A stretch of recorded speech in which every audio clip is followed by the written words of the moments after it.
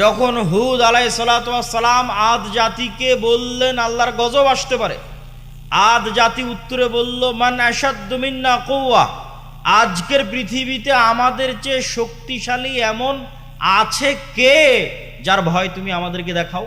মান আশাদ্দু মিন্না কুওয়া, আজকের পৃথিবীতে আমাদের চেয়ে শক্তিশালী কেউ নাই, কিসের গজবের ভয় দেখাও, কিসের আযাবের ভয় দেখাও। তৎকালীন বিশ্বের সবচেয়ে শক্তিশালী জাতীয় রাষ্ট্র তৈরি করেছিল আদ সম্প্রদায়, সবচেয়ে উন্নত সভ্যতা তৈরি করেছিল আদ সম্প্রদায়, সবচেয়ে উন্নত প্রযুক্তি তৈরি করেছিল আদ সম্প্রদায়। সে উন্নত প্রযুক্তি, উন্নত সভ্যতা, জ্ঞান বিজ্ঞানের সর্বোচ্চ শিখরে পৌঁছে গিয়ে আদ জাতি অহংকার বশত দাবি করেছিল, মান আশাদ্দু মিন্না কুওয়া, আজকের পৃথিবীতে আমাদের চেয়ে এমন শক্তিশালী কে আছে যার আযাব এবং যার গজবের ভয় তোমরা দেখাও। আল্লাহ উত্তরে বলছেন, আওয়ালাম ইয়ারাউ আন্নাল্লাহা আল্লাযী খালাকাহুম ওয়া আশাদ্দু মিনহুম কুওয়া, তারা কি জানে না যে তারা জ্ঞানে বিজ্ঞানে প্রযুক্তিতে শক্তিতে সভ্যতায় সক্ষমতায় উন্নতির সর্বোচ্চ শিখরে যদি পৌঁছে যায়, মানব জাতি যত শক্তিশালী হওয়া সম্ভব, যত উন্নত প্রযুক্তির হওয়া সম্ভব, তার সর্বোচ্চ লেভেলে যদি পৌঁছে যায়, তবুও তারা আল্লাহর সৃষ্টি জীব আর আল্লাহ তাদের সৃষ্টিকর্তা। আল্লাহ বলছেন, আদ জাতিকে লক্ষ্য করে আল্লাহ বলছেন, তারা যত শক্তিশালী হোক এই লেভেল তো ভাঙতে পারবে না যে সে সৃষ্টি জীব আর আমি আল্লাহ তার সৃষ্টিকর্তা। এইটা কি ভাঙতে পারে?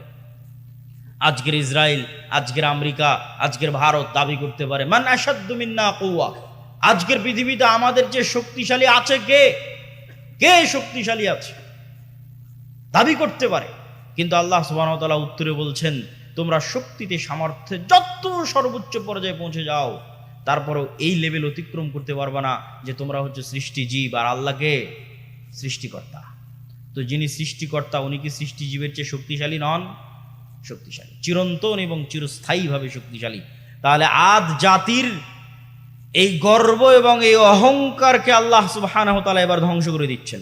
ওয়া আম্মা আদুন ফাউহলিকু বিরিহিন সরসরিন আতিয়া, আমি আদ জাতিকে ধ্বংস করে দিলাম ভয়ঙ্কর প্রচণ্ড ঝড় বাতাস, যেই ভয়ঙ্কর প্রচণ্ড ঝড় বাতাস প্রবাহিত থেকেছে 1 সপ্তাহ যাবৎ, বিরিহিন সরসরিন আতিয়া। আর সেই ভয়ঙ্কর ঝড় বাতাসের অন্যতম আরেকটি বৈশিষ্ট্য হচ্ছে সে বাতাস ছিল প্রচণ্ড ঠান্ডা, প্রচণ্ড ঠান্ডা ভয়ঙ্কর ঝড় বাতাস যেই দিক দিয়ে গেছে সেই দিক দিয়ে গোড়া কাটা খেজুর গাছের মতো পড়ে গেছে। কি মানুষ, কি বিল্ডিং, কি দালান কোঠা, কি গাছপালা, বাতাসের তেজ যেদিক দিয়ে গেছে সেদিক দিয়ে গোড়া কাটা খেজুর গাছের ময়নায় পড়ে গেছে। আল্লাহ সুবহানাহু ওয়া তাআলা এই আযাব এবং গজবের বর্ণনা পবিত্র কোরআন মাজিদে দিয়েছেন যে তিনি আদ জাতিকে এভাবে ধ্বংস করেছেন।